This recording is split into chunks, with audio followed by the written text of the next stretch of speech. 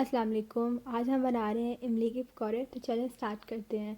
अज़ा मैं आपको बता देती हूँ। सबसे पहले हमें इमली चाहिए। इमली को पानी में भिगो दें और भिगोने के बाद उसकी गुठलियाँ अलग से कर लें और उसका पल्प और पानी अलग कर लें। पोटैटोज़ चाहिए।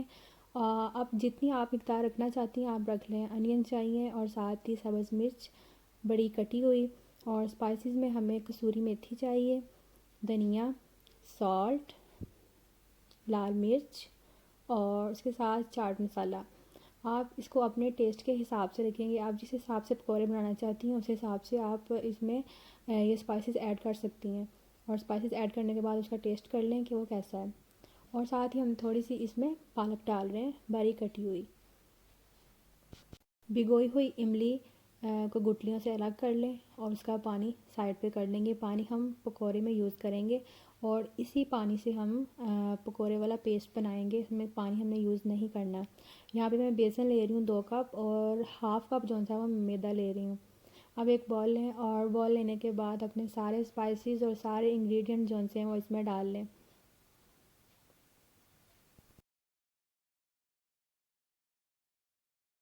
इमली को उतने पानी में ही भिगोएं जितना पानी आपको रिक्वायर्ड है, जितने की आपको ज़रूरत है। लेकिन अगर फिर भी पेस्ट बनाते वक्त आपको पानी कम लगे तो आप उसी इमली वाले पानी में थोड़ा सा पानी ऐड करके इसका पेस्ट बना लें, लेकिन दूसरा पानी ऐड ना करें। सारे इंग्रेडिएंट्स को अच्छी तरीके से मिक्स कर लें और मिक्स करने के बाद बेसन और मैदे को भी इसमें ऐड कर दें।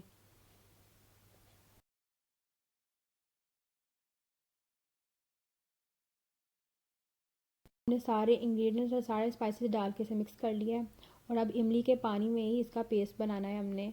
और एक्स्ट्रा पानी यूज़ नहीं करना वरना वो टेस्ट नहीं आएगा। देखिए मैंने पेस्ट बना लिया है और लेकिन मुझे किसी एक्स्ट्रा पानी की ज़रूरत नहीं पड़ी। अगर आप ज़्यादा बना रहे हैं तो इमली उस हिसाब से ज़्यादा भिगोएं। अब कढ़ाई में तेल गरम करें और तेल गरम करने के बाद जैसे बाकी पकौड़े बनाते हैं उसका वही सारा प्रोसीजर है।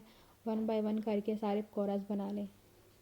हमने जो इसमें इमली का पल्प ऐड किया है वो ऑप्शनल है। अगर आप स्किप करना चाहते हैं तो स्किप कर सकती हैं, उसका कोई मसला नहीं है। लेकिन अगर ऐड करेंगे तो पकौड़े बहुत चटपटे बनेंगे।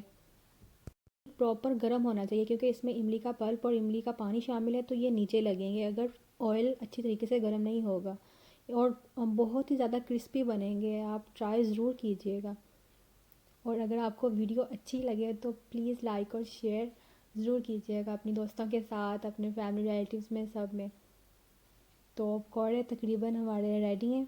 तो मैं आपको डिश आउट करके दिखाती हूँ।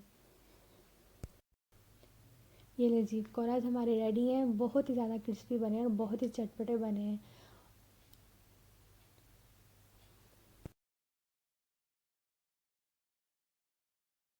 वीडियो अच्छी लगी हो तो ज़रूर लाइक और शेयर कीजिएगा। Thanks for watching.